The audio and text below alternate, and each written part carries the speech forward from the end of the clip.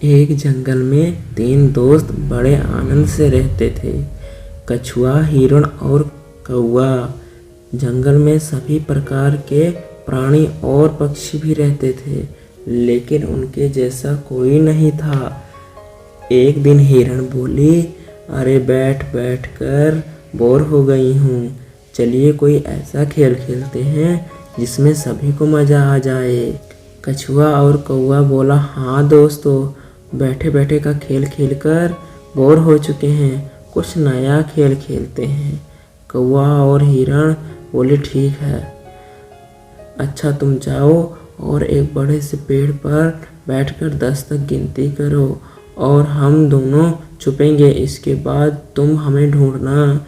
ढूंढने पर जो भी पहला मित्र दिखेगा वो तुम्हारी जगह पर 10 तक गिनती करेगा और तुम छुप जाना।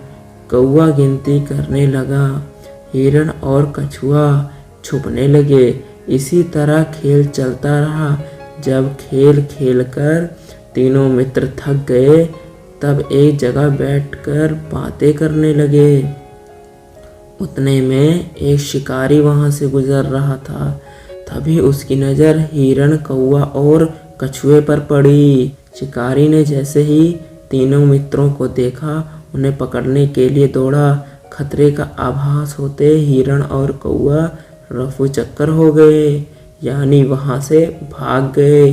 कछुए को आभास हुआ, परंतु कछुए की चाल धीरे होने के कारण शिकारी के हाथ लग गया और शिकारी उसे अपने दुपट्टे में बांधकर ले जाने लगा। शिकारी मन ही मन खुश हो गया।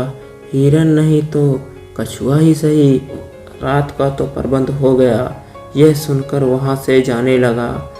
उधर हिरण और कौवा अपने मित्र को ऐसे शिकार के कैद में देखकर दुखी होने लगे कि अब शिकारी भोजन में कछुए को खाने वाला है। यह सुनकर हिरण और कौवे ने एक योजना बनाई। कौवे ने हिरण को कहा कि जैसे ही शिकारी यहाँ से जब जाने लगेगा, तुम उसके सामने चले जाना।